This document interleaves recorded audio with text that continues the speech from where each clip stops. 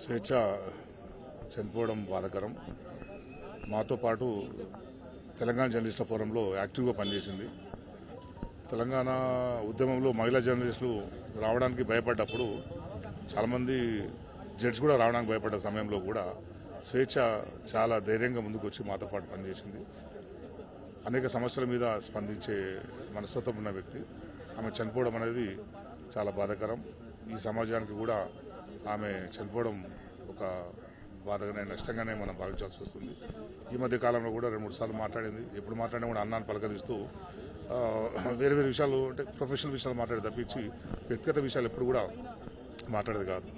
నాతో కలిసి TV9లో పనిచేసింది. నేను TV1 హెడ్గా ఉన్నప్పుడు చాలా సందర్భాల్లో కూడా అప్పుడే కొంచెం ఫ్యామిలీ డిస్టర్బెన్స్ మొదలైనప్పుడు నాతో కూడా అప్పుడు నోట్లో షేర్ చేసుకున్నప్పటికీ అప్పుడు ఫస్ట్ భర్తతో కొంచెం ఇష్యూస్ ఉండే.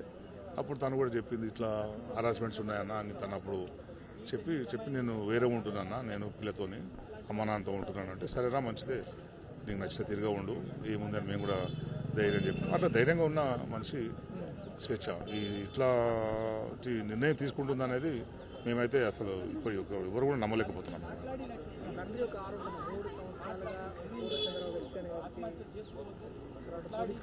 సరే ఏది ఉన్నా సరే తండ్రి అనుమానాలని నివృత్తి చేయాలి. సరే ఉండొచ్చు, అనుమానాలు ఉండొచ్చు, అందరికి చాలా అనుమానాలు కనుక తండ్రి బంధువులు చేస్తున్న అనుమానాలని నివృత్తి చేయాల్సిన బాధ్యత అయితే పోలీసు అధికారుల మీద ఉన్నది. అంటే దాని గురించి ఇంకా ఎక్కువ మనం మాట్లాడలేం కదా, ఏం జరిగింది ఏంది అని చెప్పలేదు. ఎందుకంటే నిన్న వాళ్ళ తండ్రి కూడా ఒక ఛానల్లో మాట్లాడింది విన్నాను నేను. సో నిన్న మధ్యాహ్నం ఇద్దరితో కలిసి మాట్లాడినట్లు కూడా తను చెప్పడం జరిగింది కనుక ఏం జరిగింది అనేది శంకరన్నకే తెలియాలి. సో తను ఏమైతే అనుమానాలు వ్యక్తం చేస్తుండో వాటి మీద నివృత్తి చేయాల్సిన బాధ్యత అయితే పోలీసులు ఉంటుంది.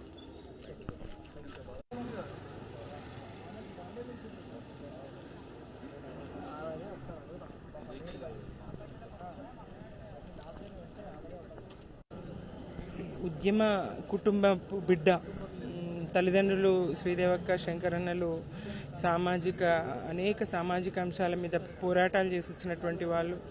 అట్లాంటి వాళ్ళ కడుపున పుట్టినటువంటి బిడ్డ అనేక ఒడిదొడుకులు దుఃఖాలని తట్టుకొని ఎదిగినటువంటి బిడ్డ. మరి ఇట్లా చేయాల్సింది కాదు.